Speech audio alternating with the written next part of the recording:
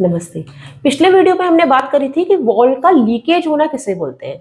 आज हम बात करेंगे जस्ट उसके उल्टे डिसीज की, कि वॉल का सिकुड़ जाना किसे बोलते हैं।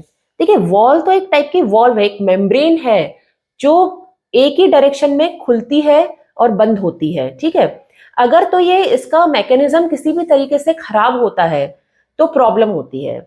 या तो वॉल लीकेज कर रहा है या वॉल बहुत ज्यादा सिकुड़ गया है।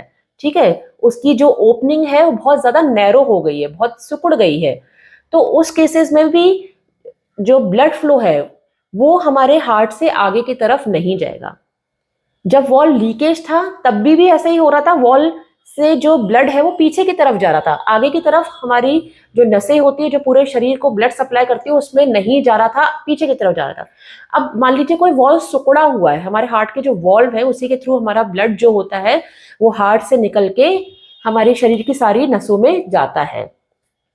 तो अगर कोई वॉल्व सिकुड़ गया है, आप समझ लीजिए इसकी कोई पाइप है, कोई नाली है जो बहुत सिकुड़ गई है, तो ऑब्वियसली आगे की तरफ पानी नहीं जाएगा।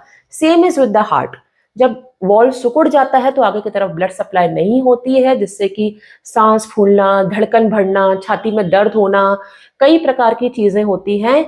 और अंत में हार्ट कोशिश कर करके थक जाता है और हार्ट फेल हो जाता है।